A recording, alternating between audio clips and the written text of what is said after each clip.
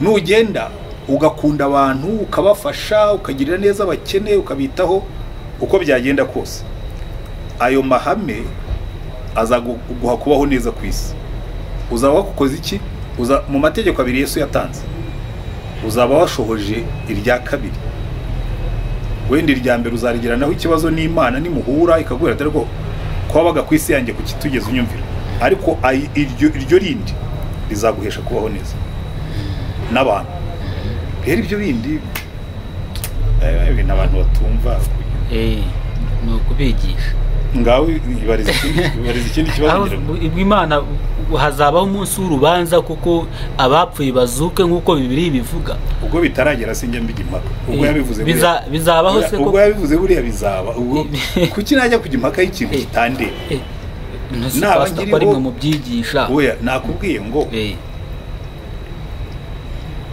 nahitamo kubyemera ko bizabaho kuruta ko byaba bizabaho simbyemere niko umufilozofe umwe yavuze ibyo ari byose uno munsi jewe n'urubanza rw'Imana ntirujya rumpangayika sinjya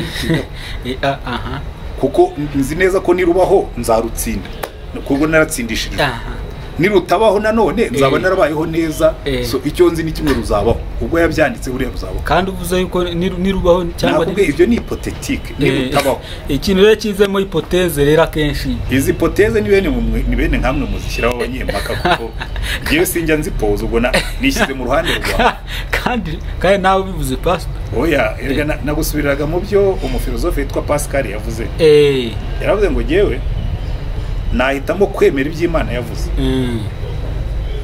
habigenderamo kuko hano ku isi kubigenderaho ntacyo bintwara ariko byaba ari akaga ngiye nkasanga naranze kubyemera nkasanga ari byo hanyuma ahubwo twebwe dukwiye gusubira inyuma tukisuzuma reka nkwereke umuntu araza abanyafurika bakora ibintu by'amakosa ati buriya ni abazungu babiduteye kuki tutanga abantu bakifata bagatema abandi bakabica bati ni abazungu babiduteye wowe umuntu araza akakubwira ngo tema umugore wawe ngo nuko ari umuzungu ukabyemera ubwo nturi ikigoryi ni mwangane mutemane mubeho nabi ngo abazungu babibategetse ubwo ntituri ibigoryi kero mbona mpora numva abantu bavuga ibyo bintu nabwo kumenya abanyafurika tugomba kuba turi ibigoryi kuko kumva tukiririmba iyo ndirimbo y'uko ngo abazungu baravuze Bibiliya ntabwo yanditswe n'abazungu that's point 1 ibyo muvuga Leopold yavuze ntibyanditse muri Bibiliya that's point 2 niba tukibigenderaho ngo turi ibigoryi mbese pastor ko amateka y'u Rwanda tuyigishwa avuga yuko bitewe n'amateka mabi twanyuzemo abazungu ya genocide yakorewe abatutsi ariko mva ibyo ndabyemera abazungu bayoboye u Rwanda imyaka 60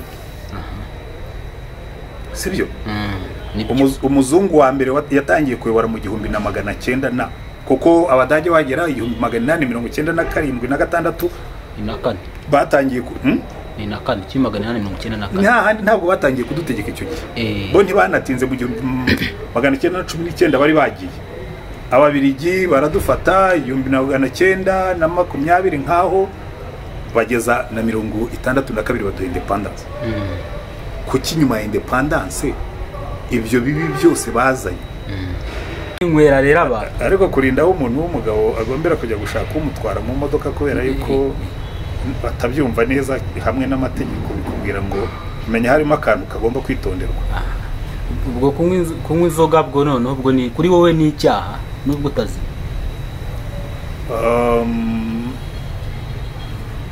jewe sinzi nywa kuko nta murokore wo mu Rwanda unywa inzoga ubwo impamvu ndimo kuvuga nziga nuko niba ugenda cyane ushobora kumbwira ngo se uko nagiye muri Amerika nkajya mu Burayi nkabona abantu binywera inzoga ngo ariko ibyo ngibyo ntibikuraho yuko n'Imana itubwira ngo mwirinde ntimugasinde ibisindisha kuko bizana ubukubaganya ibyo rero katwigarukiriza aho ngaho ntabwo ngiye gukora publicité y'inzoga ntuvuge brand yayo oya ni inzoga muri rusange alcohol muri rusange Imana rwose tubwira ko ari mbi kandi n'abantu barabyemeje ko ari mbi kuko tubona n'ingaruka zabyo yuko ari mbi hari ikindi se hari umuntu wari wanywa inzoga ugacya kubwira ko zamuguye neza, umuntu araranywa akavuga ati zanyishe. biterwa n'igipimo wazinyweyemo, ubwo wabimenya. ndetse pastor ko ntunywa isukari yenda ushobora kuba utayinywa yenda impamvu zitandukanye. Erega nayo uretse ko tuyikunda kwiryoha, ariko yo nibura igira n'umumaro, yongera imbaraga mu mubiri, ariko nayo batubwira ko tugomba kuyinywa mu rugero. Ibintu byose rega si n'isukari gusa, n'ibiryo ni kimwe, ibintu byose tugomba kubifata mu kigero. Ubwo n'inzoga zaziramo rero, unywe uducupa kamwe cyangwa tubiri ukitahira, icyaha cyaba kiri. Nakubwiye ngo genda umurokore, sinjya njya impaka y'ibyo ntemera. Inzoga sinzemera, ubu tugarukiriza. Uzashaka kuzinywa azazishakire ibiganiro, azishakire impaka n'ibisobanuro, abizishakira abavoka bo kuzirengera, ariko ntabwo ari byo uzabikora. Ubwo icyo nakubaza kuvuga ngo njye ndashaka yego cyangwa we, ni icyaha cyangwa si icyaha kunywa inzoga? Okay, uri umurokore wo mu Rwanda, ninkora cano ko nandika ibitabo, nandika inyandiko zitandukanye, ntanga ibiganiro nk'ibi ngibi muba mwambajije, nkoze cano yaba ari yo kwigisha, ntabwo ari yo gukora bya bindi gukora ibyo gutwika. Ariko sinzi n'impamvu y'abazungu bye rwose mbona ni nko kuririmba ko turi ibigoryi. Ntabwo ngewe njya nyemera, ngewe ntabwo nize muri universite y'u Rwanda yashinzwe n'abazungu, ntabwo ibyo mbigaya. Nambara imyenda yakozwe mu nganda z'abazungu, iyo turayikeneye. Nize mu Bwongereza muri universite y'abazungu, byo hari byo nari mbakeneyeho. Nize muri Amerika hari ibindi nabigiyeho, ariko ntabwo waza ngo umbwire ngo rega ngo buriya ngo batumeshe mu mutwe, none se kuki tudasubira inyuma ngo imitwe yacu tuyishyire ku murongo uko noneho twigenga. Oya mujye mumbabarira, tuve mu bintu byo kwigira ibigoryi, ntabwo ugiye mbyemera. Ubwo ikibazo ni twebwe rero, ikibazo ni twebwe rwose.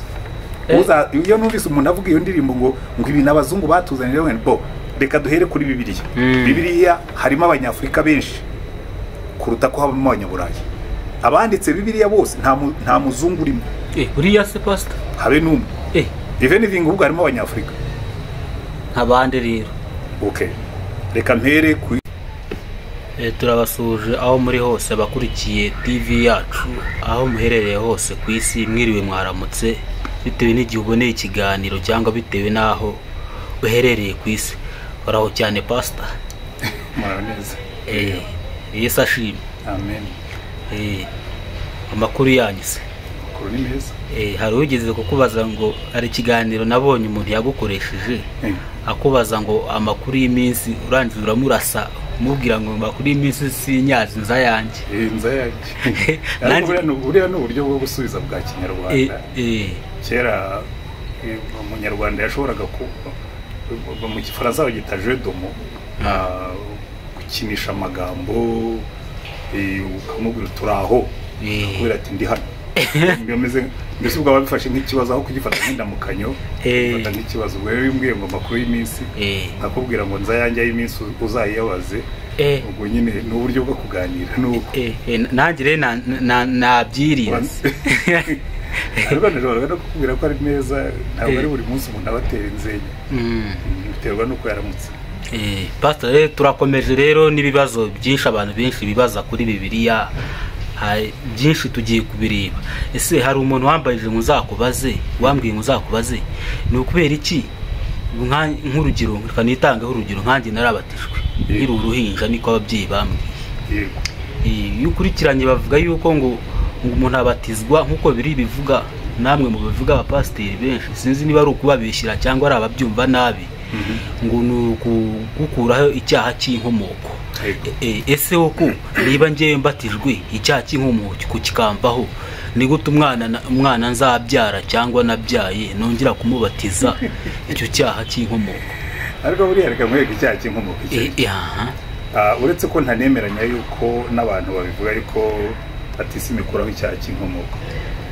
Ubundi icyaha cy'inkomoko ni ugushaka kuvuga yuko twese tuvuka turi abanyabyaha, kubera yuko umunsi Adamu yakoze icyaha, nka sekuruza aho bariho ku isi bose, icyaha cyinjiye mu mibereho y'umuntu. Nkunda gukoresha ibigereranyo kugira ngo abantu babyumve. Nk'ubu ushobora gusambana ukarwara sida, ukarongora umugore, umwana akazavuka afite ubwanwa. yabukurana nawe ashobora kurongora umugore yabyara umwana nawe akazavuka afite ubwandu. Bwa bwandu bukagenda bujya mu gisekuru. Cyangwa reka mfate n'ibintu bisanzwe wenda iby'ubwandu byo nk'ubu hari abantu barwara diabete. Bakakubwira ngo diabete ni genetic. Mbese iri mu maraso, igendera mu maraso y'umuryango. Ibyo rero bikubwira ngo nk'uko no mu bisanzwe by'ubuzima habamo urwo ruhererekane rw'indwara, niko burya twese ko noneho nta n'umwe uvuyemo tuvukana urwo ruhererekane rw'icyaha. Rero ibyo ngibyo kuvuga ngo batisimu ikuraho icyaha cy'inkomoko ntabwo igikuraho. Icyo akora kwizera Kristo, sibyo, biduha kugaragara nk'abadafite ibyaha. Ubundi niyo mpamvu burya muri Bibiliya baravuga ngo uzizera akabatizwa azakizwa. Bivuga ngo ndabanza nkizera, noneho nkabona gukiranuka kutavuye mu mirimo yanjye, kutavuye muri jyewe, ahubwo kuvuye mu byo Kristo yankoreye ku musaraba. Noneho nkabatizwa. Nusoma mu Baroma ibice 6 Pawulo aravuga ngo twebwe twashushanijwe na Kristo mu rupfu rwe mu buryo bwo kubatizwa. Kuvuga ngo baramfashe banyinjiza mu mazi bimeze nko kumpamba, banzamuramo bigaragara mu nzuki ubuzima bushya.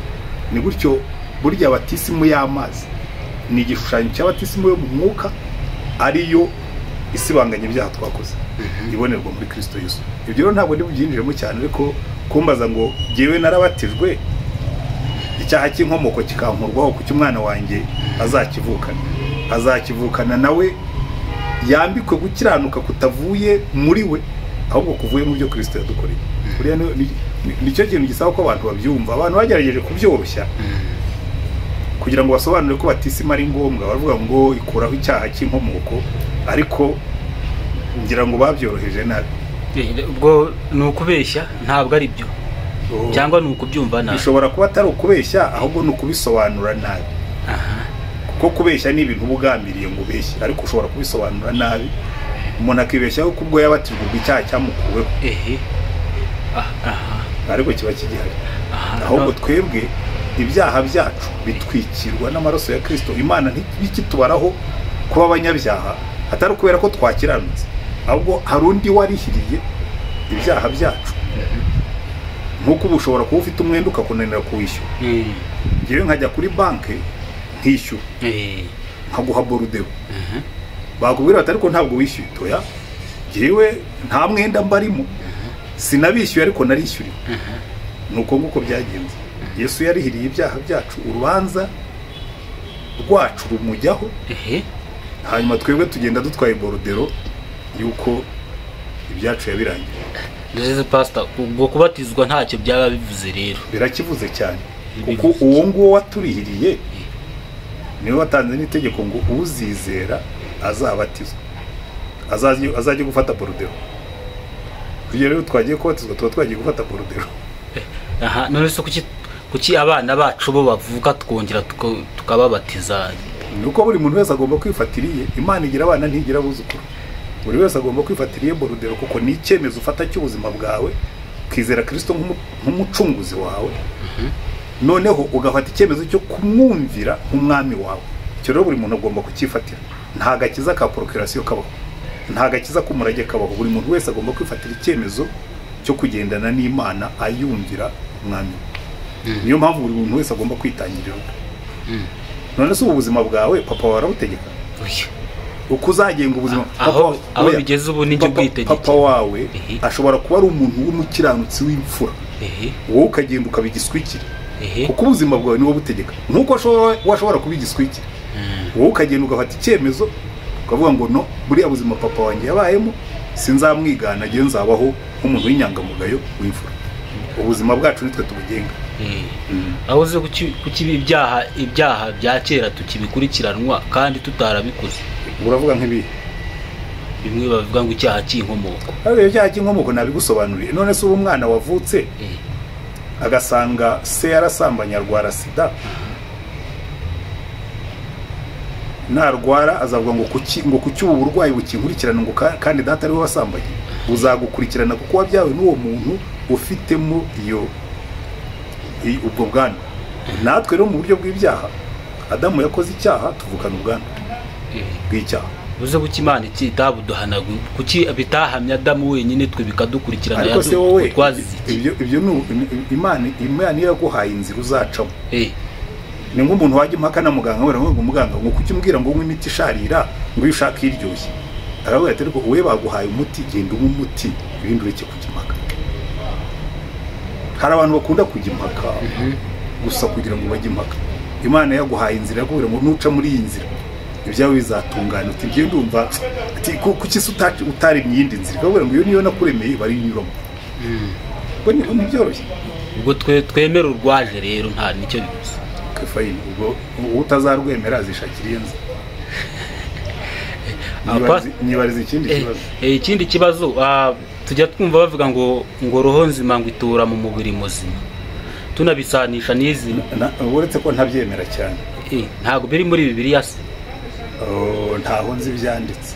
Ubwo wabaza aho byanditse yazahambira. Ariko byo byose nawe warabyumvise. Wowe turanabivuga kenshi. Roho nzima ituye mu mubiri muzima. Kuko nzi abantu benshi barwaye kandi bafite roho nzima, umubiri atari muzima. Ubwo rero birakubwira ngo iyo statement ntabwo ariyo, ariko icyo baba bashaka kuvuga cyo ndacyemera. Baba bashaka kuvuga ngo umuntu agomba kwita ku bya roho akita no ku by'umubiri. Ubundi umuntu aruzuye agizwe n'ibice bine. Agirwa n'umubiri, akagirwa n'ubwenge, akagirwa n'amarangamutima, akagirwa na roho cyangwa ariyo twita ubugingo cyangwa umwuka. Ibintu byose uko ari bine, kugira ngo ube umuntu wuzuye muzima ugomba kubyitaho. Ugomba kugaburira umubiri wawe, ukawukoresha imyitozo, ukawuryamisha neza, ukawambika neza, ukawurinda ibiwica, ukawurinda ibiwugirira nabi. Ibyo ni byo bavuga ngo umubiri muzima. Ariko ugomba no guhindura imitekerereze, kuko burya akenshi ibitekerezo by'umuntu uko atekereza, uko yumva, ni nabyo bigenga uburyo abaho. Hanyuma ukagenzura n'amarangamutima yawe, kuko burya emosiyo z'umuntu zitandukanye n'ibitekerezo. Emosiyo n'ibitekerezo ni ibintu bibiri bitandukanye. Abantu sinzi impamvu bakunda kubifatanya bakabigira ikintu kimwe, ariko biratandukanye. Kandi uzitegereze burya icyicira abantu kenshi ni amarangamutima, si ibitekerezo. Umuntu ashobora kuza akavuga ati ariko wowe uri mubi, ukajya ugendana icyo gikomere. Icyo ntabwo kiri mu bitekerezo byawe, kiri mu marangamutima yawe. Icyo gikomere kikagutera gutekereza nabi no kwitekereza nabi no gutekereza abandi nabi. Kuko burya dimension y'amarangamutima itegeka dimension y'ibitekerezo, iyo ibitekerezo igahindukira igategeka iy'umubiri, umuntu akabigenderamo. Icyanyuma ni dimension y'umwuka, ni iducomeka ku Mana. Iyo nayo itegeka ibindi. Ushobora kuza umuntu akambwira turi mubi, hasoma Bibiliya ikambwira ariko burya waremwe mu buryo bw'igitangaza. Imana iragukunda, ukavuga utari uzi ko ibyo wa muntu yambwiye amarangamutima yangereka nyomore abe mazima, kubera ko nzi neza ko mu mwuka hari ibindi Imana yampaye. Ziriya dimension zose rero uko ari enye ugomba kuzitaho. Iyo bavuze ngo umubiri muzima, ngo roho nzima mu mubiri muzima, nibyo igice. Ushobora kugira umubiri muzima na roho nzima ariko ufite amarangamutima mabi n'ibitekerezo bibi, n'ubundi ugasenyuka. Nk'uko ushobora kugira umubiri muzima ariko ufite roho irwaye. Kuko abantu benshi, ahubwo abo nibo benshi bafite imibiri mizima ifite roho irwaye. Birirwa banywa amayoga, birirwa basinda, birirwa bagambana, ni bazima, bafite imbaraga ariko bararwaye muri roho. Rero icyo gitekerezo ngira ngo nicyo bishaka kuvuga. Reka twe kubitekereza. Neze pastor, unywa inzoga ubwo ubushatse uvuga ko ari bibi. Niba ari byiza, abemera babyita icyaha. Niba ari byiza, uzagende wicarire mu kabari umwe nimugoroba, utwara imodoka nuhura na police, uzamenya niba ari byiza cyangwa ari bibi. Uzahuye mu kuma, ibisigaye tuzabiganira nyuma yaho. None se urebye umushoferi abo bita basare akagutwara, hari gusa iki cyaha kiri hehe? Nta kibazo nyine, nabyo ni byiza abasare bajye babona. Ariko bajye binywera rero abantu. Ariko kurinda aho umuntu w'umugabo agombera kujya gushaka umutwara mu modoka kubera yuko batabyumva neza hamwe n'amategeko, bikubwira ngo menya harimo akantu kagomba kwitonderwa. Ubwo kunywa inzoga bwo noneho ubwo ni kuri wowe ni icyaha nubwo utazi.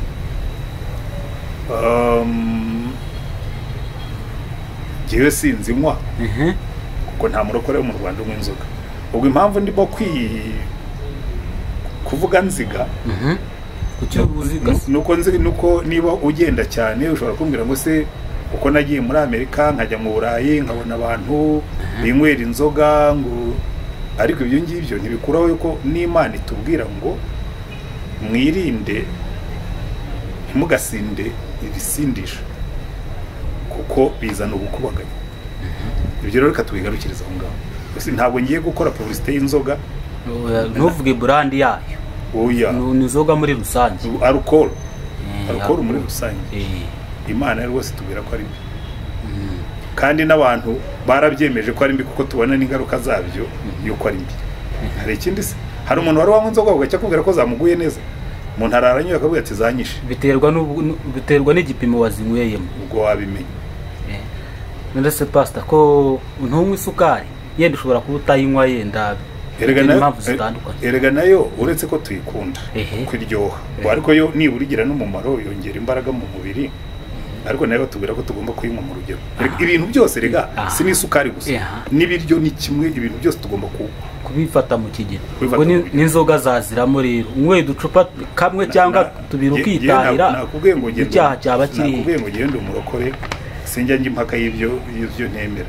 Inzoga sinzemera, ubu tugarukiriza.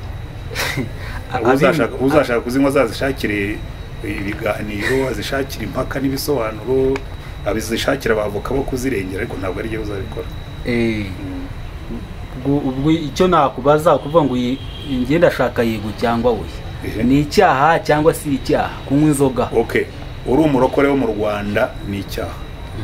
Kuba atari abarokore, abatari abarokore n'ubundi rega n'ibindi bemerewe kubikora. Ubundi ikimbuza gusambana nuko ndi umurokore, ikimbuza kunywa inzoga nuko ndi umurokore, ubundi ntari umurokore. Nibyo. Yenda icyo cy'inzoga reka tugitambuke, ndabona udashaka kugira iki kivugaho cyane. Erega hari ibintu biba bisobanutse. Rero gusubira inyuma, position y'abarokore bo mu Rwanda, kandi twicaye mu Rwanda, ndimo ndavuga ikinyarwanda, twebwe abarokore bo mu Rwanda ntitunywa inzoga. Iyo unyoye inzoga kubera ko wenda ushaka kugaragara nk'umusirimu, n'ubundi ubwo umubare munini bakubona nk'umuntu yego wenda w'umurokore ariko utaragera ku kigero gishyitse, kuko hari abusitaza. Erega burya ibyaha muri Bibiliya, ushobora kunywa inzoga wenda ukavuga uti ntaho Bibiliya imbuza kubikora, ariko igahindukira ikakubwira ngo nuko kurya kwanjye cyangwa kunywa kwanjye nibisitaza mwene data bizaba bimpindukiye icyaha. Aho niho icyaha cyabyo kiri. Reka twikomereze ku bindi, kuko iki cyaba ikiganiro kirekire, nkafata Bibiliya nkagenda ngusomera imirongo, nawe wenda ubwo washaka iyindi yo kuko iyo abantu babiri baburana bakoresha ingingo, ubwo wenda washakira ingingo zirengera inzoga, nanjye nkagushakira izicira urubanza, hasigaye ubuzima bukaducira urubanza ubwarwo, rukatubwira ngo uyu nguyu aravuga ukuri, uriya ntavuga ukuri. Impamvu nari ndabivuze nuko akenshi usanga hari abarokore bacira urubanza abo bita ngo ni abapagani, ngo kunywa inzoga ngo ni bibi ni iki, ngo urazinywa ugasinda ugakubita, kandi abantu bose ntabwo banywa ngo bakubita abantu. Hari uzinywa n'inywera gacupa kamwe akitahira, hari n'unywa n'ikazi ntagire icyaha, ntanasitare. Yewe nkubwira ngo ntukanywe inzoga uri umurokore. Ntabwo nzakoresha yariguma yuko inzoga zitera abantu gukora ibi cyangwa biriya, kuko nzi n'abazinywa ntibagire ibyo bakora. Nzakubwira niba uri umurokore wo mu Rwanda, inzoga ziveho kugira ngo we gusitaza bene data, ibindi bisigaye twe kubijyamo. Ubwo ni ukubahiriza rezilita z'ibyo za oya, ntabwo ari ukubahiriza rezilita, ni ukubahiriza rezilita y'umuco w'abarokore bo mu Rwanda. Mu muco w'abarokore bo mu Rwanda ntitunywa inzoga. Ubwo rero iyo ushatse kuzinywa kubwira ngo ubwo yivanye muri uwo murongo w'abarokore bo mu Rwanda. Abitwa abarokore bo mu Rwanda ntitunywa inzoga, ni umuco wacu. Ni umuco cyangwa ni amahame ya Bibiliya? Oya, ni umuco wacu. Reka twikomereze, shaka ikindi kibazo icyo cy'inzoga. Urubanza rw'inzoga kugeza no munsi ntiruracibwa. Pastor, iyo ugiye kureba usanga Bibiliya bavuga ngo abarokore cyangwa n'abakirisitu muri rusange bavuga ko ari igitabo cy'Imana cyanditswe n'Imana. Ariko nayo ni kwivuga inde Bibiliya ni kwivuga yanditswe n'Imana. Okay, none se abasilamu nabo ko bavuga ko korowani nayo yanditswe na Allah cyangwa Imana, ubwo Imana yanditse ibitabo bibiri, yanditse na byinshi, n'ubishatse yakwandika ibindi. Icyo ariko buriya abantu bajya impaka za ngo turwane, arabwira ngo abisilamu baravuga ngo korowani ngo yanditswe na Muhammad, yabwiwe n'Imana. Abandi Bibiliya bakabwira ati yanditswe n'abahanuzi n'abandi banditse Bibiliya ngo bayobowe n'Umwuka Wera. Habwa niyo nta kibazo mfitanye n'ikorowani, nta kibazo mfitanye na Bibiliya, ikibazo nkifitanye n'abantu. Ese ari wowe ufite ikorowani, ari wowe ufite Bibiliya, urayumvira nk'uko byanditse? Kuko abantu bajya bakajya impaka ngo iriya ntiyanditswe n'Imana. Niba umuyisilamu yafataga ikorowani akemera ibirimo byose akabigenderaho, isi yaba nziza. Niba umukristo yafataga Bibiliya akemera ibirimo byose akabigenderaho, isi yaba nziza. Ubundi ni Imana yashakaga, kuko na Yesu yaje kugira ngo tujye mu bwami bw'Imana, tubeho neza, tubane neza. Ibindi bisigaye biba ari ibintu by'amadini n'impaka z'imbaramo. Ubwo noneho abavuga ko Bibiliya yanditswe n'Imana n'abasilamu bakavuga ko korowani yanditswe na Allah cyangwa Imana, ubwo tuvuge ko Imana yanditse ibitabo byinshi rero. Nakubwiye ngo akenshi abantu bagonganisha ibyo bitabo. Habwa ngo jewe sinkeneye kugonganisha ibitabo. Uburyo bwiza bwo kubwiriza umuyisilamu si ukumubwira yuko ikorowani itanditswe n'Imana. Uburyo bwiza bwo kubwiriza umukristo si ukumubwira yuko Bibiliya itanditswe n'Imana, kuko iryo kosa abayisilamu bararikora, iryo kosa abakristo nabo bararikora. Jewe umbwiye uti hano hari abayisilamu bashaka kujya impaka ku ikorowani na Bibiliya, ndakubwira ntabwo njya impaka. Jewe njya impaka z'ubuzima. Umuyisilamu nagenda afata ikorowani ayumvire ukwiri, mfate Bibiliya nyumvire uko iri. Ibindi bisigaye tuzisanga hari imbere, Imana niyo izaca urubanza. So ubwo itamuhaye kuba umucamanza, sigiye kwigira umucamanza wa Bibiliya cyangwa w'ikorowani. Jewe icyo nshinzwe no kwigisha abantu kubyumvira. N'umuyisilamu yaje ndamwubaha, ahubwo ariko wingisha impaka. Urashaka kungira umuyisilamu kandi si cyo cyangwa genda ufate ikorowani uyumvire ubwo wayemeye, kandi uyumvire by'ukuri. Nanjye mfata Bibiliya nyumvire by'ukuri. Ku munsi w'amateka Imana izicira urubanza. Ibindi bisigaye ni impaka. Ese ko akenshi usanga zivuga ibitandukanye. Nakubwiye ngo jewe ntabwo nenda gukora urubanza rw'ibitabo. Umuyisilamu niyumvira ikorowani, umukristo akumvira Bibiliya. Ubundi ibyo bidukundiye, ibyo buri muntu yinjiyemo akabyumvira. Nagera imbere iyo Mana yandikishije ikorowani cyangwa ikandikisha Bibiliya, ibisigaye byose zabimusobanura. Araho Pawulo yandikiye Timoteyo ngo umva ngo we hugukira muri ibyo ngibyo, ukuri umuntu asohoyemo ariko agendera ngo ibindi bisigaye Imana izabigusobanurira. So icyo rero reka twe kukijyaho impaka nanone. Erega buriya hari ikibazo abantu benshi bajya bagira. Jewe sinjya nkunda kujya impaka. Hariho n'abajya bavuga ngo urumva ngo akwepa ibibazo, ngo ntabwo ni jewe impamvu nkwepa ibibazo abantu bakunda impaka. Ntabwo ni impaka, nta muntu n'umwe zirahindurira ubuzima. Jewe nshaka ngo umuntu afate ibyo afite ahindura ubuzima bwe, abuhuze n'iby'Imana ivuga. Ibindi bisigaye Imana izabimwisobanura niba arimo kwishaka by'ukuri. Nutangira kwishaka by'ukuri uciye muri korowani izakwisobanurira. Nutangira kwishaka by'ukuri uciye muri Bibiliya izakwisobanurira. Ibindi gihe sinshinzwe kujya impaka. Abavuga ko ari abantu babyanditse bakabeshyira Imana. Ariko ibintu byose bikorwa ku isi bikorwa n'abantu nibyo. Ubundi Bibiliya iratubwira ngo isi Imana yayihaye abantu, sibyo? Ibyikora byose ku isi bicisha mu bantu. Uretse ibyo yisigiye nko kugusha imvura, n'abantu basigaye bayigushiriza none. Nibagerageze ngira ngo hari aho bizagera babone ko babyibeshya, ariko reka n'ibyo twe kubijyaho impaka. Kuko ibyo bayigushirizaho n'ubundi bakoresha ibikoresho basanze ku isi byaremwe n'Imana. So ibyo tuzakora byose ku isi dukoresha iby'Imana. Twese twaraje tubisanga hano. Ubutaka twabusanze aha, amabuye twayasanze aha, ibyo dukoramo amatsinga n'ibindi twabisanze yewe n'ubwonko bwacu twabusanze hano. Kuko ujya kuvuka ntibigeze ukora komande. Reka da. So ibyo rero nta mpamvu yo kuvuga ngo ibi ngibi byakozwe n'abantu, ngo ibi byakozwe n'Imana. Ariko Bibiliya iravuga ngo abanditse bose banditswe babwirijwe n'Imana, ariko n'abantu banditse bakandika muri style zabo nk'abantu, ariko babwirijwe n'Imana. buriya se none se Imana pastor ya Bibiliya ko abantu bavuga ko ari Imana, ko ari abantu bayiyandikiye, turaza no erega umva rega nkubwire wowe uri murambwira ngo abantu baravuga, nakubwira n'ubundi umuntu uzi ubwenge, iyo ufashe igitabo urabanza ugasoma ukumva icyo kivuga. Uwanditse iki gitabo yacyanditse agamije iki? Ninde wanditse iki gitabo?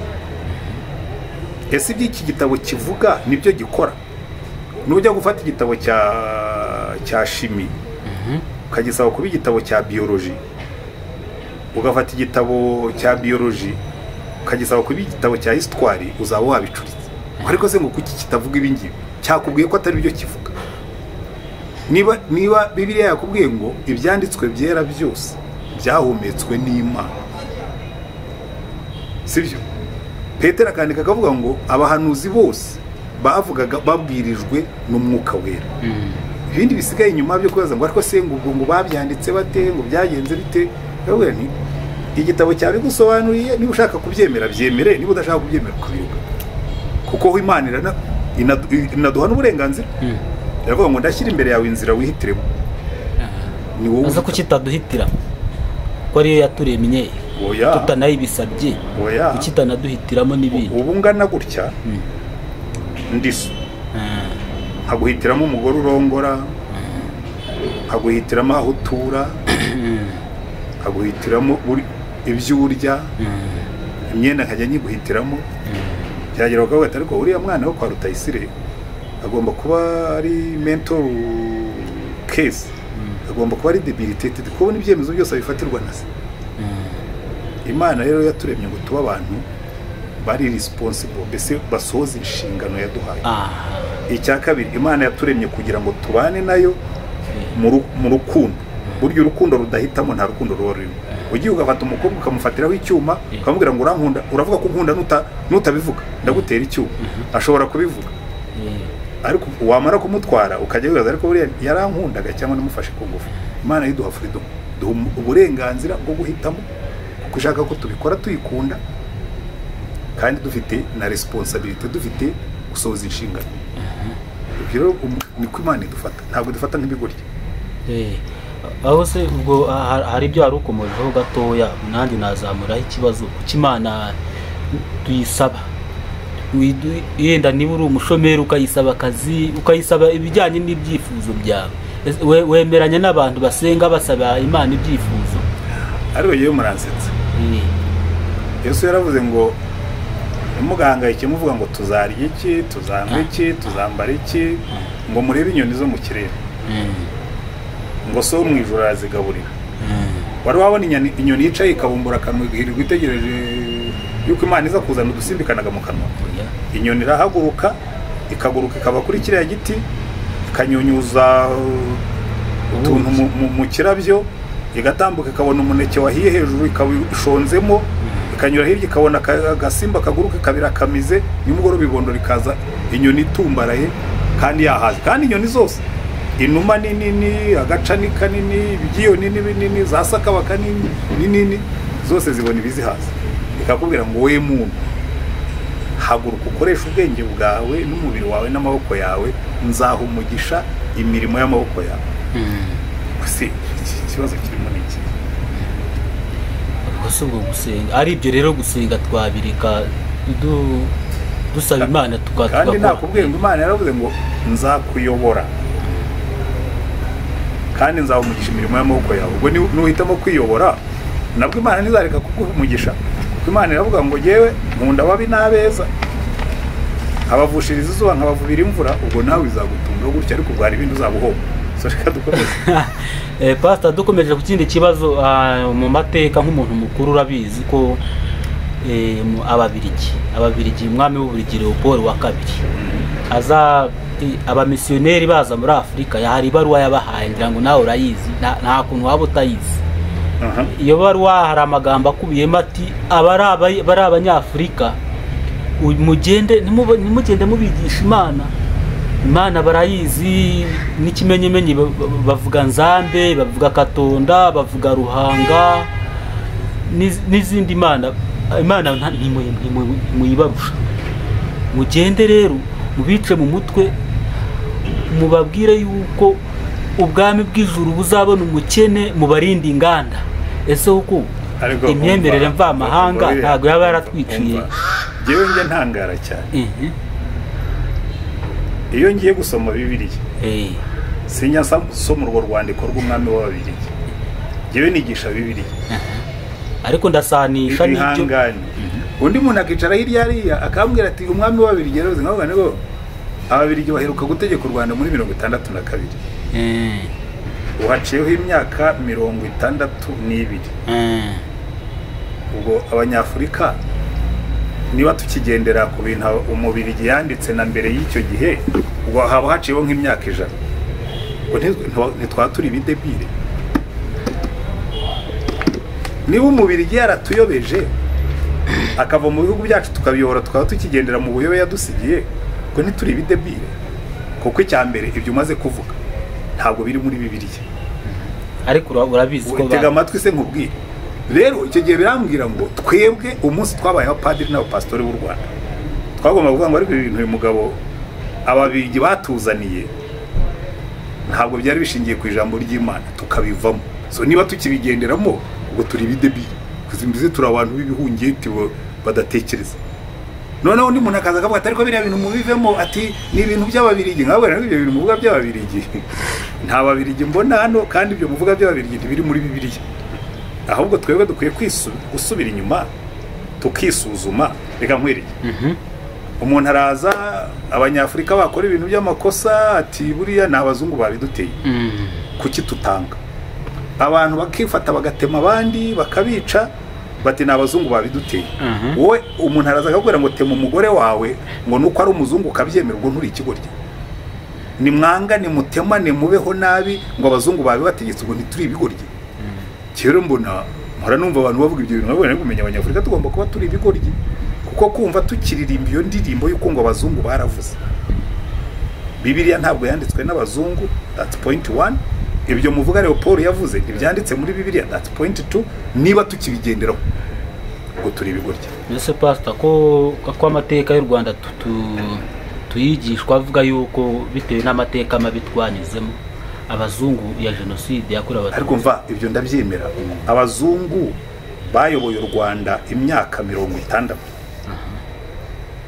sibyo umuzungu wa mbere yatangiye kuyobora mu 1900 na kuko abadage bagera 1897 na 6 batangiye ni na kane kimagana 894 n'ahandi ntabwo batangiye kudutegeka icyo gihe bo ntibanatinze mu 1919 bari bagiye ababirigi baradufata 1920 nkaho bageza na 62 baduha independence kuki nyuma ya independence ibyo bibi byose bazanye tuticaye ngo tubisesengure tuvuge ngo ibi ni ibirohwa batuzaniye twe tugiye kwivomera amazi mazima tubigendera rero ibyo bintu byo guhora turirimba iyo ndirimbo y'abazungu bigere rwose mbona nimo kuririmba ko turi ibigoryi ntabwo giye njya nyemera jewe ntabwo nize muri universite y'u Rwanda yashinzwe n'abazungu ntabwo ibyo mbigaya nambara imyenda yakozwe mu nganda z'abazungu iyo turayikeneye nize mu Bwongereza muri universite y'abazungu byo hari byo nari mbakeneyeho nize muri Amerika hari ibindi nabigiyeho ariko ntabwo waza ngo umbwire ngo rega ngo buriya ngo batumeshe mu mutwe none se kujye tudasubira inyuma ngo imitwe yacu tuyishyire ku murongo uko noneho twigenga oya mujye mumbabarira tuve mu bintu byo kwigira ibigoryi ntabwo ugiye mbyemera ubwo ikibazo ni twebwe rero ikibazo ni twebwe rwose iyo numvise umuntu avuga iyo ndirimbo ngo ibintu abazungu batuzanira bo reka duhere kuri bibiliya bibiliya harimo abanyafurika benshi kuruta ko habamo abanyaburayi abanditse bibiliya bose nta muzungu urimo buriya se pastor habe n'umwe if anything ubwo harimo abanyafurika abandi rero okay reka mpere ku itangiriro Aburahamu yabaye muri Afurika yarahahungiye anahakura n'ubutunzi. Yakobo n'urubyaro rwe bose, buriya culture ya Israel yashepinzwe na Afurika, kuko abayisirayeli babaye muri Afurika imyaka 500. Iyo wahaye nk'imyaka 500, ubwo umuco waho uba wakugiyemo. Mose wanditse ibitabo 5 bya Bibiliya ari nabyo bindi byose byubakiraho. Batubwira ngo ubwenge yakoresheje yabwize muri Egiputa. Ibyakozwe no mu bice 7 aravuga ngo yiga ubwenge bwose bwo muri Egiputa, kandi icyo gihe Egiputa ntabwo yategekwaga n'Abarabu. Abarabu baje mu 1600 nako muri 622 nyuma Islam itangiye gukwira. Icyo gihe abafarawo barabirabura b'Abanyafurika. Niho Mose yize yandika Bibiliya, bivuga ngo ubwenge bwanditse Bibiliya bwa mbere bwari muri Afurika. Yosefu bavuga muri Bibiliya yabaga muri Afurika. Yesu ahunga ntabwo yahungiye mu Butaliyani cyangwa mu Bugiriki cyangwa mu bihugu by'Uburayi, yahungiye muri Afurika. Mu bantu bagaragara mu batwaje Yesu umusaraba, hari n'abavuga ko ari umunyafurika ahubwo Yesu se. We ntabwo agira ubwoko, kuko uruhande rumwe yari Imana, kandi ubwo Imana ni universel. So yabyawe n'umukobwa wo mu Isirayeli, ariko byawe n'umwuka, so kumugira umunyafurika byo nabyo ni bya bindi abantu baba bagerageza kumugira uwabo. Ariko n'umushinwa ashatse yamugira umushinwa, n'umufilipino ashatse yamugira umufilipino, kuko ku ruhande rw'Imana twese twari mu ishusho y'Imana, so gafite ishusho yacu twese. Realite rero ubwo nuko ari ubu. Realite rero nendaga kukubwira kuri Bibiliya. Nureba mu bagendanaga na Paulo, ba Apollo bari Abanyafurika, abateologiye ba mbere batangira, ba Tertullian, ba Saint Augustin, ba Anastase, abenshi bari Abanyafurika. So rero kubwira ngo yaho navuga ngo ni ibintu by'Abanyaburayi, nawe nariko mwebwe rega burya kutiga biragatsindwa. Reka twikomeze. Ko bivugwa nabize sahubu. Abize umwongereza umwe mu gisigo yakoze yaravuze ngo too little learning is a dangerous thing. Abantu baragenda bagasoma ibintu byanditswe n'abanzi ba Bibiliya.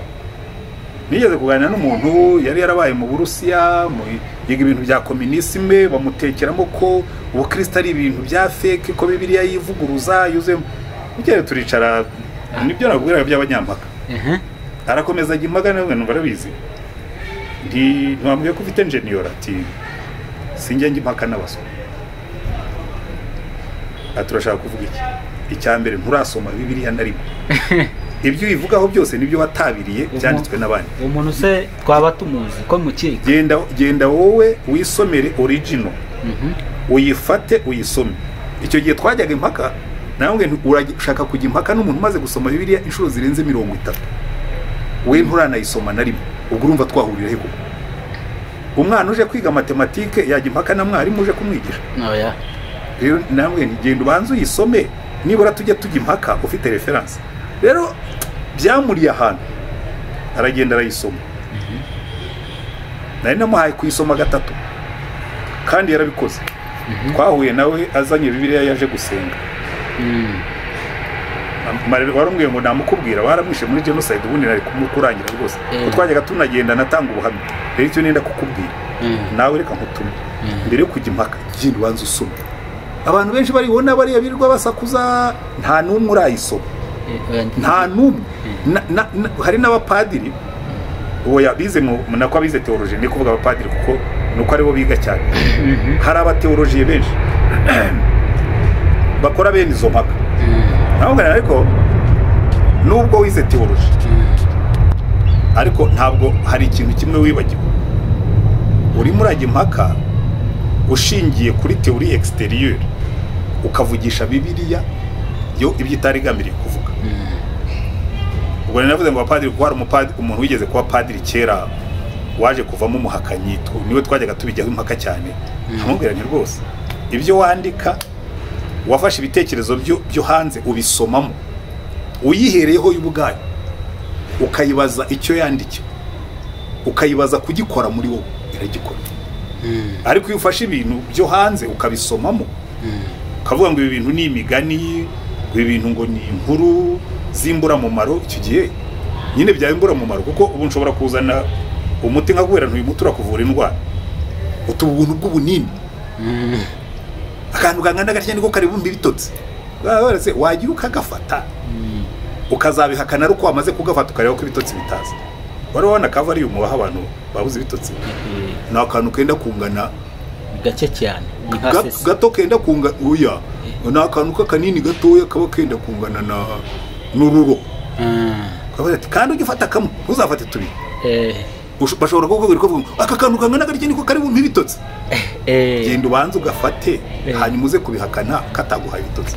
Na Bibiliya ni kimwe, irakubwira ngo icyo yashyiriweho, ibyanditswe byera byose byahumetswe n'Imana bigira umumaro wo kwigisha umuntu, wo kumwemeza ibyaha bye, turuwa wo kumanira gukiranuka, kandi kugira ngo umuntu w'Imana abashyitse ashobore gukora imirimo myiza yose. Nuyisoma ibyo bintu bine ntibikoreke, uzaze tubiganire.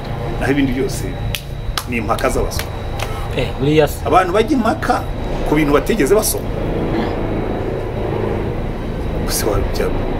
Ni nk'umuntu ujya guca urubanza akajya kubavoka akaburana urubanza atarabanje no kurwego.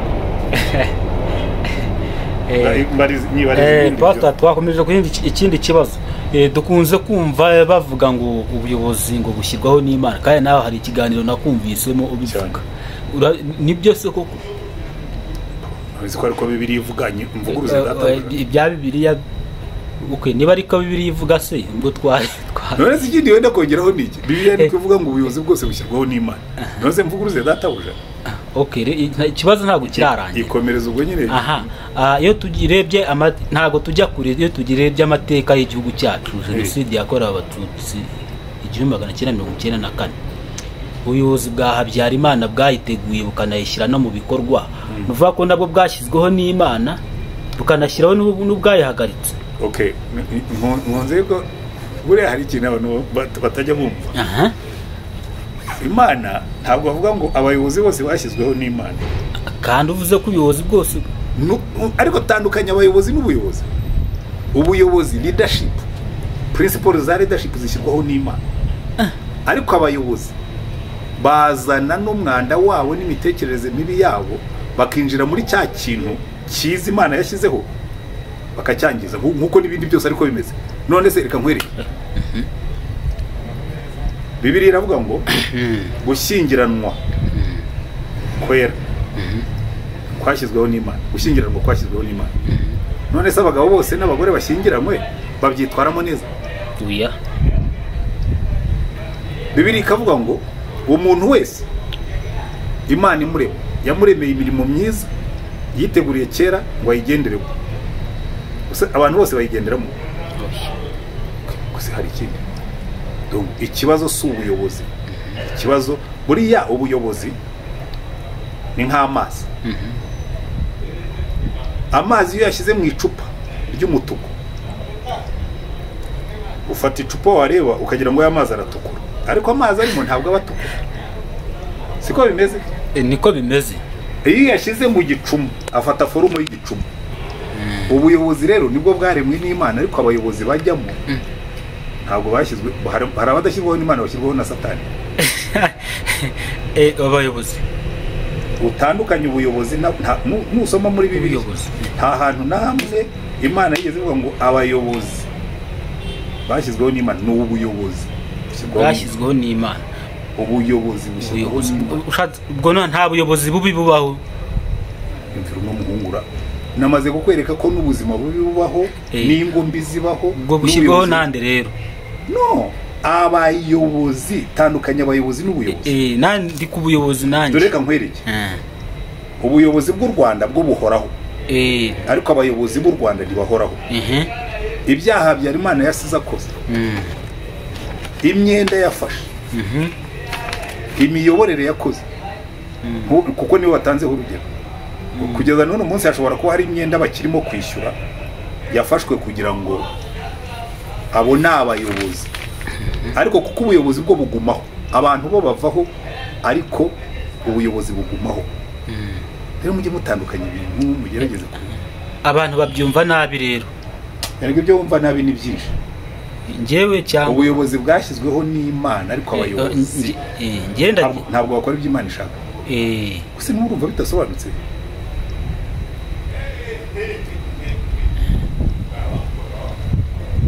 gushakana byashyizweho n'Imana, ariko abagabo n'abagore bashakana siko bakurikiza amategeko y'Imana iyo bageze mu rugo. Ntabwo byumva kuko Imana ishyiraho ubuyobozi, yashyizeho n'amaprincipe, amahame agenga imiyoborere myiza. Ni bangahe bayiga bakayakurikiza? aze ko Imana ishoboye byose nk'uko tubibwirwa. Musubire maze mubwire ibyo nakubwiye mbere. Nakubwiye ngo Imana ishoboye byose, ariko Imana ntitwaza igitugu. Yaduhaye isi ngo tuyiyobore, iduha n'amahame azadufasha kuyiyobora neza. Hanyuma twigira ibyigomeke, tubikora uko tubyumva. aho Imana ngiye reka mfate nk'akagero gatoya, ariko reka nkubwire ikintu. Twe kujya impaka, tumenye ukunda kujya impaka. Buriya Imana yo ibyo dukora hano ku isi ni mu nyungu zacu. Sinzi impamvu abantu bumva ngo kuki Imana itaza ngo idutegeke, ngo iduhate. Abafite inyungu yo kuyoborwa neza no kuyobora neza no kwitwara neza ni twebwe. Imana aho iri mu ijuru ishatse yanatwihorera ikabutoke fayini. Isi narayibahaye, mbaha ibyangombwa byose ngo mubeho neza, mbaha n'amabwiriza azabafasha kubaho neza, mbaha n'amahame muzagenderaho mukabaho neza. Ubwo muhisemo kubaho nabi, so be it, mubeho nabi. Erega nawe ku giti cyawe ubwo nshatse nakubwira ngo amahame azagenga ubuzima bwawe ukabaho neza muri kiriya gitabo arimo. Utayagendeyeho ni amahitamo yawe. Ntababaho neza kandi bataragendera muri ayo batanazi ko anabaho muri Bibiliya. Burya rero mubwira ikintu, umuntu uzabona abaho neza ugiye ugafata amahame yo muri Bibiliya, uzasanga tuvuge niba ari umuntu washoboye gukora agakira, uzasanga amahame ajyanye no gukora. Erega ibintu byinshi murabyitiranya, mwibwira ko amahame y'Imana agarukira mu byo abantu bakora mu rusengero. Amahame y'Imana agenga uburyo dukora akazi, amahame y'Imana agenga uburyo tubana n'abandi, amahame dongo tutanashyize muri by'insengero. Rero ubona ugiye ukavuga none ko turi learning is a dangerous thing. Abantu benshi bavuga ibintu ukabona imyumvire yabo so gusuzugura abantu. Ariko abantu benshi bajya impaka ngo se ko mbona abantu bamwe babaho neza. Nigeze mubwira se ko ababaho neza arabajya mu rusengero? Nakubwiye ngo bagendera ku mahame y'Imana ya Bibiliya. Oya, amahame y'Imana, kuko amahame y'Imana na mbere yuko Bibiliya yandikwa yari ariho. Bibiliya irayaduha mu buryo bwanditse, ariko na mbere yuko na Bibiliya yandikwa yari ariho. Dusubiye kuri uwo wavuga ku bantu babaho neza kandi izo principe batanazisoma, ngo tuvuge yuko ayo amahame rero ari naturel. Ni naturel n'ubundi. Uretse niba ari naturel ko harimo abakina. Nyine reka nkwereke, ushobora kuvukira mu muryango. Reka mfate urugero. Yewe navukiye mu muryango aho mama yadutozaga ibintu bigera kuri 4 cyangwa 5. Ni na byinshi ariko ndafata iby'ingenzi. Navutse mama dutoza yuko umuntu w'umunebwe azabaho nabi. Sibyo? Twashobora kandi yabikubwiye icyo gihe hari Bibiliya yenda icyo gihe muri abana. Oya, reka ngo ndende kukwereka amahame. Yaba yarasomaga Bibiliya, nta niyo yasomaga kuko ntayo yari afite. Ariko iryo hame yongeye muri Bibiliya. Nsanga rivuga ngo wa munebwe we, haguruka, byuka, we kwigaragura mu buriri. Adutoje kuba abantu batigaragura mu buriri bakora. Sibyo? Dukora tubwira ngo umuntu ubeshya, karimanganya, aba ari umutindi. Zo ni indangagaciro. Sibyo? Dukora twigisha kuba generous, gukunda abandi, gufasha abandi.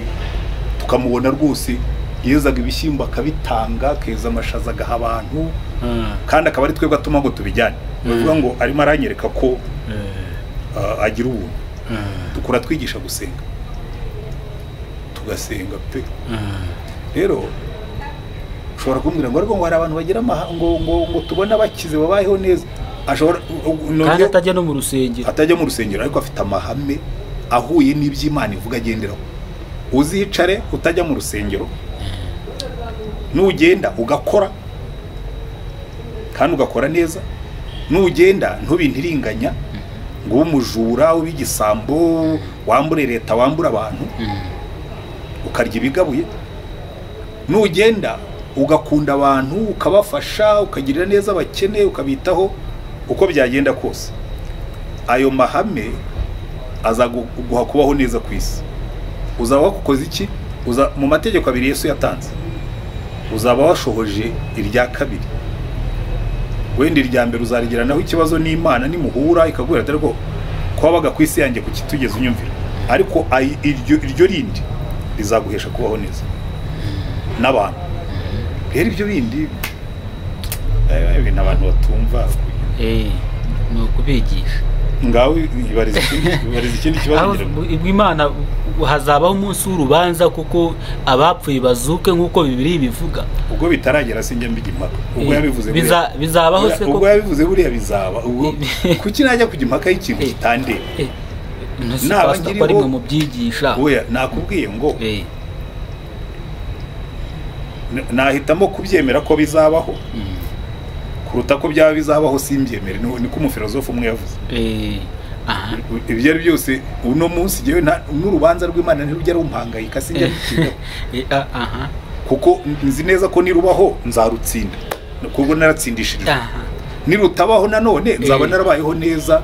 So icyo nzi ni kimwe ruzabaho. Ubwo yabyanditse buriya ruzabaho. Kandi uvuze yuko nirubaho cyangwa ibyo ni hypothetique nirutabaho. Ikintu rero kizemo hypothèse rero akenshi. Izi hypothèse ni bene nkamwe muzishyiraho abanyempaka kuko ngiye sinjya nzipoza ubwo nishyize mu ruhande rwawe. Kandi nawe bivuze Pastor. Oya nagusubiriraga mu byo umufilozofe yitwa Pascal yavuze. Yaravuze ngo jewe nahitamo kwemera iby'Imana yavuze habigenderamo kuko hano ku isi kubigenderaho ntacyo bintwara, ariko byaba ari akaga ngiye nkasanga naranze kubyemera, nkasanga ari byo hanyuma bikangwa nabi, reka noneho umitemo kubyemera ko ntacyo bintwara. Ibyo bitekerezo navugaga si ibyanjye, ni bya Pascal, Blaise Pascal w'Umufaransa. Wabigenderagaho wirefera. Ubwo reference ndayigwa, ariko n'ubundi nari nabivuze ko ari umufilozofe wabivuze. Ubwo rero ubwo bivuze yuko rero rizaba rero iryo zuka. Yego cyangwa oya? Oya nakubwiye ngo yewe uri muravugana n'umupastori wigisha Bibiliya, wemera Bibiliya. Niba hariho ikintu rwose Bibiliya ishimangira kuva mu isezerano rya kera kugeza muri cye, icyo kintu cyo kuzazuka kandi kabaho urubanza. Bamwe bakazukira gukorwa n'isoni, abandi bakazukira kunezerwa mu buzima bw'iteka. Bizaba yego rizaba. Okay. Ubwo abantu rero turarye turi menge rero ushatse mwabyemera, ariko burya urubanza rw'Imana rutangira hano ku isi. Sinzi impamvu mwigora mukarindira ko Imana izabacira urubanza na hano ku isi. Ninde wabayeho ari manganya, abeshya, yiba, asambana, asinda, hanyuma abantu bakamushima, n'abantu ubwabo bagucira. Oya umutima wawe ubwawo n'abantu tutaranagera no ku Mana, n'umutima wawe ntukuha amahoro, n'abantu bagufata nk'ingegera iyo uri umwambuzi. Iyo ugenda ubeshya abantu hirya no hino, waba uri umuhungu ubeshya abakobwa, waba umukobwa ubeshya abahungu, n'ubundi iyo bamaze kugutahura urubanza bagucira, bagushyiraho icyapa. Na hano ku isi urubanza rurahari, twikomereze. Ubwo rero nta mpamvu yo gutegereza umunsi w'umuzuko rero. Jewe nabanza nkatunganya ibya hano ku isi w'umuzuko, uzasanga niyo mpamvu nyabwira abantu ngiye by'umuzuko ntibimpangayika, kuko natunganije ibya hano ku isi by'umuzuko byo bizaba byaratunganye kera. Aze Pastor, iyo tuvuga ngo ibyahishuwe, isezerano rishya n'iryakira, ibyo byahishuwe byari byarahishwe nande? Singaho. Oya ubu ngubu se cyangwa ninjye ubyumva nabi cyangwa n'abantu babyumva ikibazo.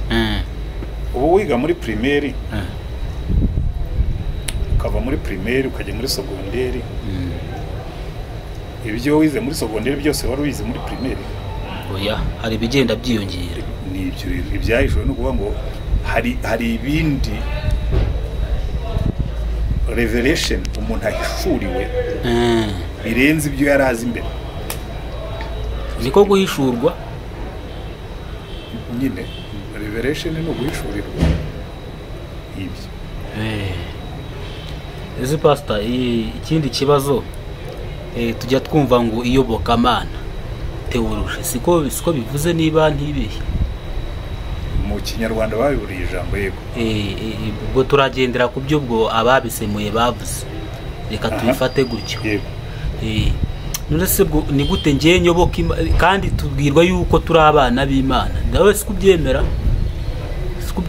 Twese hamwe utarobanuye.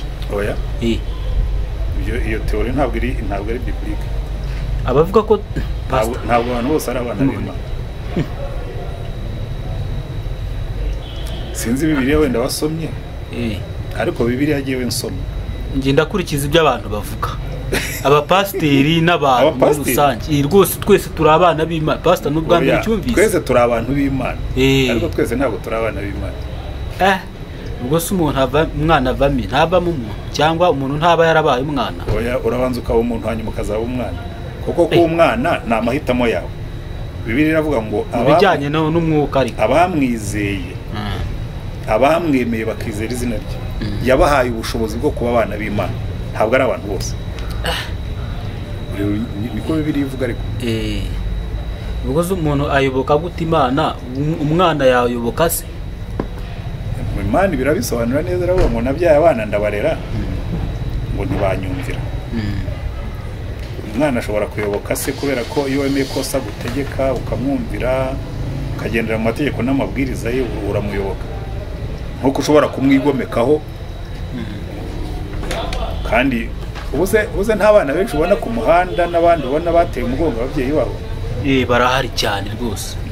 Wabisobanukiwe. Nicyo bivuze ubwo ngubwo.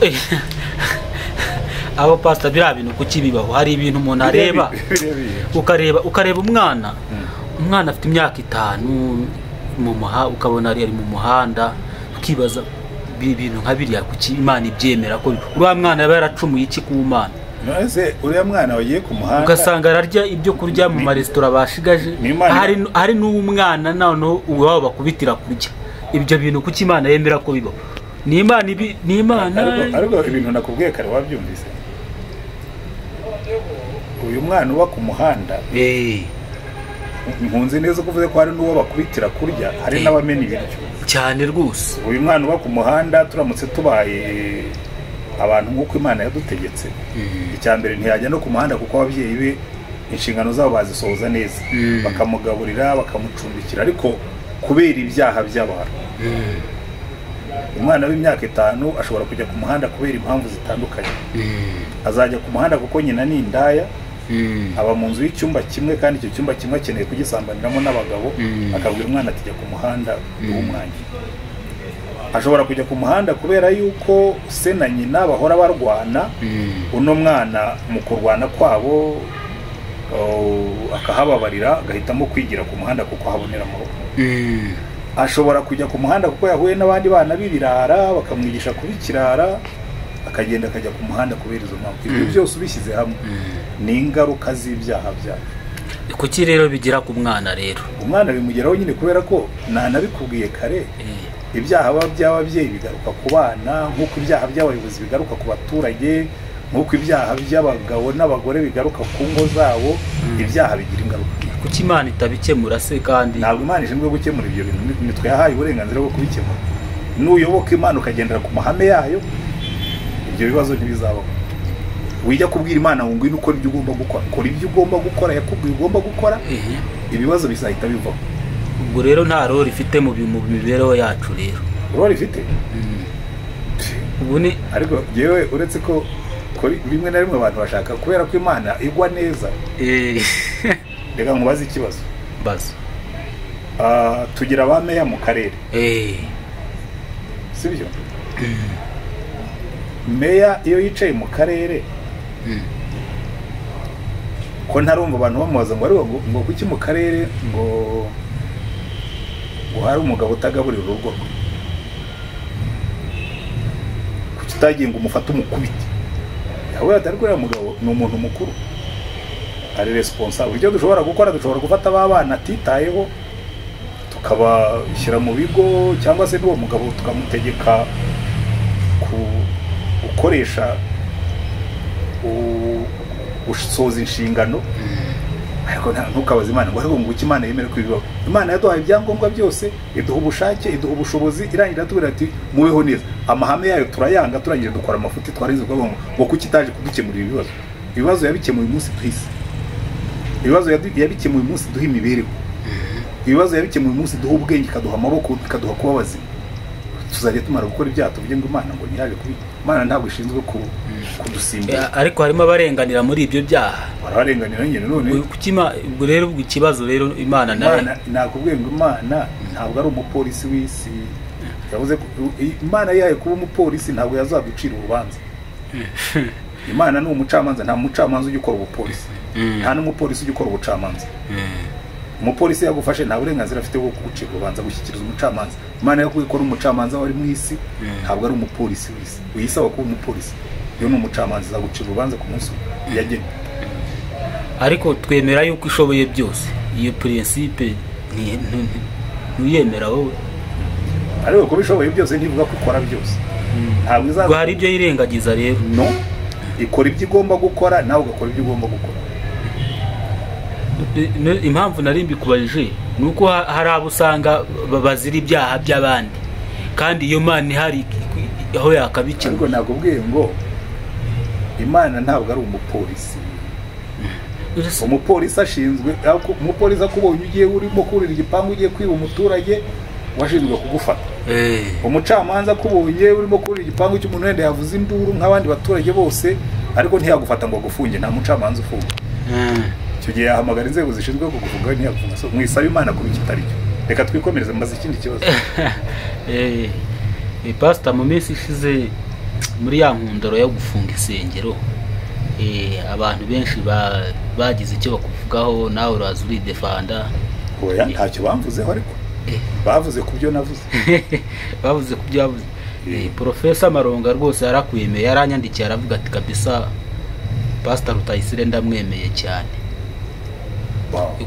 Ngo kubera impamvu yari abikomojeho ngo nuko wemeye yuko warakaye hanyuma ukaza ariko ubundi umuntu wese mukuru kandi ufite ubwenge. Nabonye abantu benshi barabigize birebire, buriya ngo ibi na biriya ngo bamushyizeho igitutu ngo bagizeho, ariko umuntu wese wiyubaha iyo wakoze ikosa uraryemera. Utagombeye nuko abantu baguhata. Sinzi impamvu abantu bategereza ko abantu babahata ngo bikosore. Ubundi iyo uri umuntu wiyubaha wikosora batabiri nabiguhatira. Jewe nakosoye ibyo navuze ntawe ukizeho gato.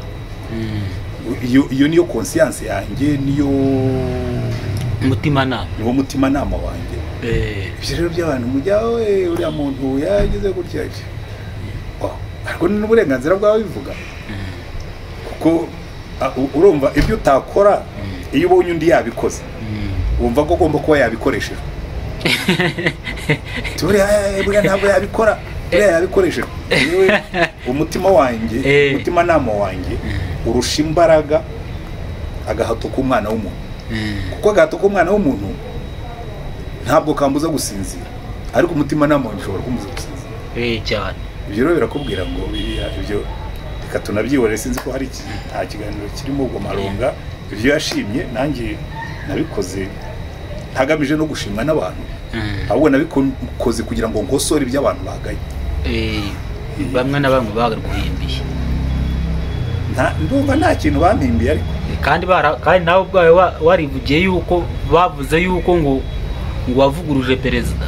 Oya, no ibyo ngibyo urumva kugenda ugafata ibintu byavuzwe kera muri 2018 ukabihuza n'ibyo umuntu yavuze muri 2024. Ibyo ntabwo namuvuguruje, ahubwo ibyo ni bya bindi byanyu mutondekanya. Pastor, dukomeje no kufungwa ry'insengero zitujuje ibyangombwa. Dukoze statistics usanga muri buri mudugudu harimo insengero enye. Muri buri mudugudu zinarenga. Zishobora no kurenga. Ese koko Pastor wowe ubona bira bintu bitarimo akajagari? Ubona bikenewe koko? Oya, ariko reka nkoze ikibazo. Yewe mbona rimwe na rimwe abantu yena numfata nk'umuntu upagani. Ndenda kugusubiza. Subize gutuganire. Reka tujye mu mudugudu. Subiri iwacu aho mvuka. mu mudugudu mvukamo ngira ngo hari insengero, niba nibuka neza ashobora kuba ari insengero nk'enye cyangwa 5. umudugudu wawe hari utubari dushobora kuba tugera muri 10 sibyo? So icyo nshaka kuvuga si ukugereranya insengero n'utubari, kuko ubundi byo nta naho bihuriye. icyo utavuze butike ukavuga utubari, ubwo mpereye ku tubari, kuko butike ntabwo abantu bajya bayitindamo nk'uko batinda mu kabari. Narebye ibyo aho abantu batinda, narebye n'aho abantu ariko no ku ishuri batindayo. Amashuri yakunze kuba ari makeya, kuko no kuri uwo musozi aho navugaga haba ishuri rimwe, hariho n'imidugudu afitemo n'ishuri, kubera ko nyine turagira ubushobozi bwo gushyira amashuri muri buri mudugudu, usange abana biga mu mudugudu w'iwabo, ariko hari ahandi bishoboka. Ariko uko u Rwanda rugenda rukira nabyo bizaza, kuko nzi ko abana bamwe bakora nka kilometero 2 ntago zikigera 2 zigeramo, kuko mpereye aho ugiye navukiye hari abana bava iwacu, ugiye navukiye ahantu hitwa Intete, hari abana bava Intete bakajya kwiga i Nyabisindu, kandi nabipimye n'imodoka arimo kilometero 4. So nka 12 yaho bajya kwiga i Nyabisindu kandi ni muri kilometero 4. Ariko iyo ntabwo ari ndende, kuko twese twarazigendaga kandi ntabwo byigeze bituvuna. Harimo nka kilometero bitewe n'aho uturutse kuri uwo musozi, ariko nk'abatuye pfo aho twebwe twari dutuye kuvayo kugera ku ishuri twagendaga kilometero 4. Ariko nta kintu byadutwaraga, twagendaga iminota 30 40 iyo wabaga wagiye wihuta. Ntabwo ari ahantu hananira umwana, ntabwo na Kiliziya yabaga muri kilometero 16 twajyagayo tugataha. So wewe mwamuvuga mutyo kubera ko mwavutse igihugu cyaramaze kugenda cyoroshya ibintu, taxi zarabonetse n'amamoto n'amagare, twebwe nta byari bihari, amaguru yacu yarakomeye twaragenda. So icyo rero nendaga kukubwira, insengero ngewe ikibazo mfite si ubwinshi bw'insengero, ikibazo mfite ni ukuvuga ngo se zisohoza umuhamagaro wazo. Kuko niba dufite urusengero mu mudugudu cyangwa icyo zimariye society, yega maze nkubwira ikintu kimwe, niba dufite urusengero mu mudugudu ukaba rurimo abantu 100 cyangwa 200, so niba zihari ari 10 zikaba zibona abo bantu, ubundi nta kibazo mfite. Impamvu tubari impamvu naguhaye impuza y'utubari, impamvu tubari nato dushobora kwiyongera nuko tubona bamwe. So umunsi insengero zizabura abantu nazo ubwazo zizifunga. So ubwinshi bwazo simba ufiteho ikibazo, icyo mfiteho ikibazo zisohoza umuhamagaro wese yadusigiye. Mwese leta buriya yagiye kuki leta yazifunze? Hari aho se wumvise bavuga ngo impamvu twafunze insengero ngo nukwera ko ari nyinshi. Bazifunze kuko tubahirije ibyo leta yasabye. N'akajagari karimo. Akajagari ariko ntabwo ari akajagari ku bwinshi, ni akajagari k'imikorere. Ntimukiteranye ibintu. Nabonye hari abantu batangiye no kuzana ibyo bintu, ariko ngo ni nyinshi. Abana bose mu byo bafungiye n'ubwinshi burimo. Hari abavuze ngo dufunze izi kubera ko ari nyinshi, baravuze ngo twafunze kubera ko hari ubujagari mu miyoborere, 2 hari imikorere mibi. Ubujagari mu miyoborere nabwo hari aho byagaragaye nyine, aho abantu bahora mu bintu by'intambara, bishyira abakristo mu bintu by'amakimbirane, abafite inyigisho zidafite icyerekezo, abatujuje ibisabwa bya soundproof, by'isuku n'isukura n'ibindi. Ariko ibyo kuvuga ngo nakajagari ku bwinshi, ibyo nimwe mu bivuga. Ushyigikiye ko bazifunze? Ntabwo ushyigikiye ko bazifunze, ariko nanashyigikiye ko abantu bikosora kugira ngo bakore ibyo twasabwe bimaze imyaka 6. Bivuze rero ko bishyigikiye rero ko zafunze. Ariko sinzi impamvu urimo kumbaza ibyo navuze. Kasetofone yacitse rasoro nikomeza gasubira mu byo yavuze. Yewe ibyo navuze ni naho wabihereye, cyari clear. Kuzifunga byashoboraga gukorwa mu buryo wenda bworohereza bamwe, bunafunga burundu ku bandi, nanjye ibyo ndabyemera. Ariko ubundi gufunga niba umuntu yarakubwiye akamara imyaka 6 akubwiye akagusubiriramo ntukore ibyo yakubwiye, yari umuntu ufite ubuyobozi, afite uburenganzira. None se amaduka yo ntibayafunga cyane rwose? None se tubari two ntibadufunga cyane? Hoteli se zo ntibazifunga cyane? Isengero n'iki nshobora kutabishyigikira ko ndi umupasitori ariko nkavuga ngo ibyo ari byo byose nta nubwo ncira urubanza uwabikoze kuko natwe twabirangayemo ngira ngo nicyo navuze we wabivuzeho ubwo rero birasobanutse pastor nkusaba appointment icyo gihe wavuze yuko abantu rwose bagize gutya bakaguhimbiraho ukavuga ko nawe uzashinga cana ese tuzayishinga koko oya byo ni umunsi nabikoze muzabimenya ariko iyo gahunda irahari for the time being ntabwo ndayitekereza ariko iyo possibility ishobora kubaho ariko nshinze na cano ntabwo yaba ari iyo kujya nkora ibimukora byo kutwika ntabwo yaba ari ubusesenguzi yaba ari inyigisho ninkora cano kuko nandika ibitabo nandika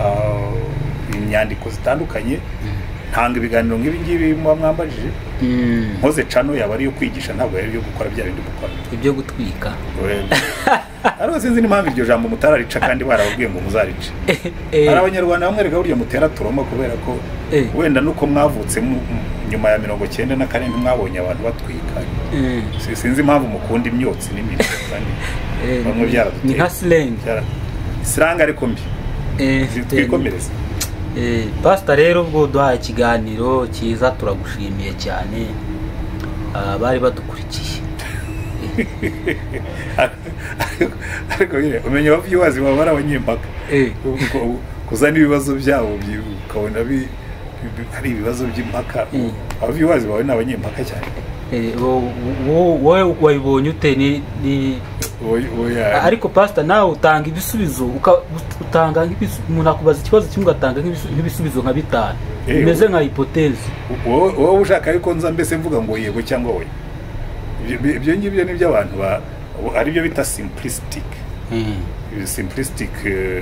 response abantu mbese iteka ryose babona ibintu mu cyongereza byita black and white bakavuga ngo bigomba kuba ari byiza cyangwa ari bibi nta kibamo hagati burya buri kibazo cyose kugira ngo ugitangeho igisubizo nyagisubizo ugomba kukireba mu nguni zose nibwo utanga igisubizo kirimo ubwenge nta ibintu byo kuza ukaza ngo mvuga yego cyangwa oya nabwira noya ariko pastor ari igihe usubiza ibibazo ngiye nkurikirana ibiganiro ubwo wakoze byinshi ndabikurikirana ariko iyo ugiye kureba ibisubizo byawe biragoye kubyumva byabigoye ntabwo byakorohera abantu bose impamvu bigoye kubyumva ni kwaguhishurirwa abantu bamwe ubuzima bwabo babugize nyine icyo kintu cyo guhora muri simplicity ibintu by'ibisubizo mbese by'intege nke by'udusukari n'utubombo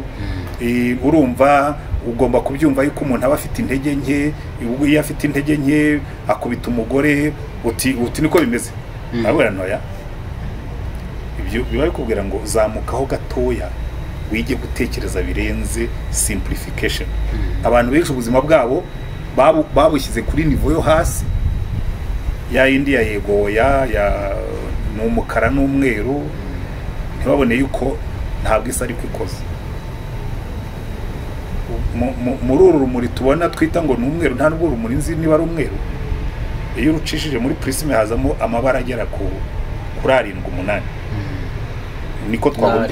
niko twagombye kureba ibibazo ukamenya gusesengura ibibazo ntube simplistic niyo mpamvu rero birabagora ariko none se ko mbagora kuki muhora munshaka mushobora kuba namwe mukunda ibibagora none muba munshakira iki ko bibagora nawe nusubiza icyo ngicyo impamvu tugushaka nuko mbakurura ubwonko mbese bugatekereza cyane niyo mpamvu rero burya mutabyumva nyine nuko urumva iyo ufashe umwana wize arithmetique ukamwigisha algebra uramubwira uti a plus b akakwandikira ngo egare ab ukamubwira uti ntabwo ariko muri algebra bikora n'ibindi ni nk'ibyo pastor ariko ukiri muri primaire na secondaire ushobora kuba barumvaga imibare cyane uko ngiye niko mbibona ntabwo ari byo numvaga byonyine cyane mu byo wumvaga byose warabyumvaga yeze ko n'izi ndimi ubwo niba naratsinze indimi n'indimi ngo narazumvaga ariko no muri secondaire utarafata option ibyo nize byose narabyumva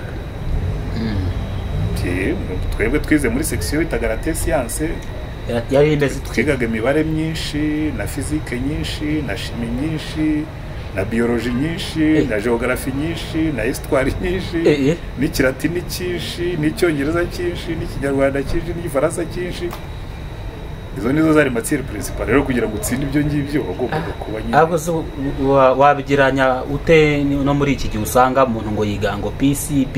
Rega muri no minsi ngo muratwara ngo ubona riba muri ubu abiga neza ugiranyije igihe cyanyu abizi kandi bize neza. Nta wize neza kurusha undi kuko natwe twageraga imbere tugatoranyamo bimwe, abajya muri math physique bakajya muri math physique, abajya muri, ariko icyo ikirimo nuko twebwe tuba tuzi ibintu byinshi kuruta bigo.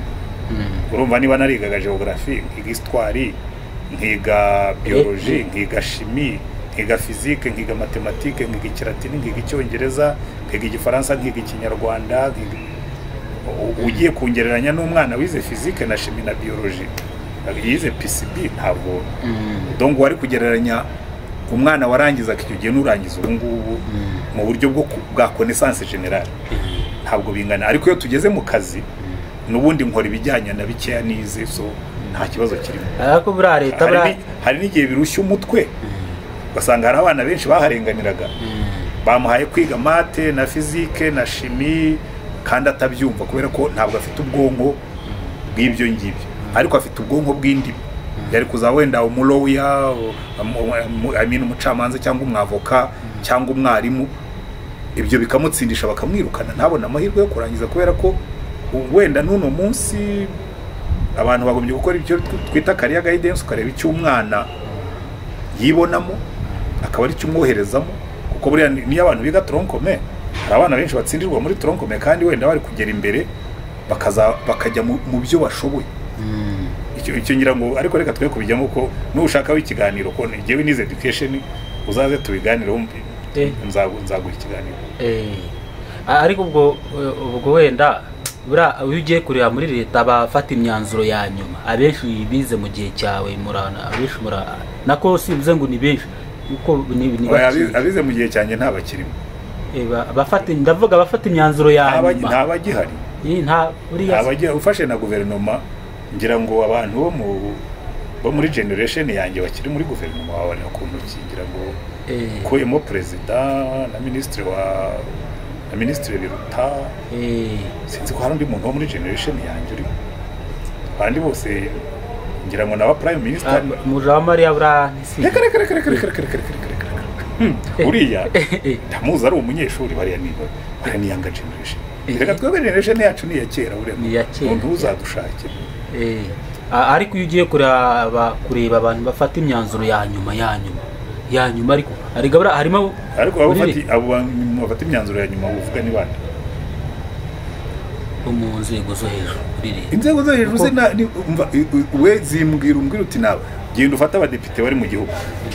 Generation yacu mu badepite ntayihari nta nimwe abenshi ahubwo genda ufate icyakora mu basenateri ho barimo da abasenateri naho abantu bazeye nkatwe menyare naho basigaye. Ujye muri cabinet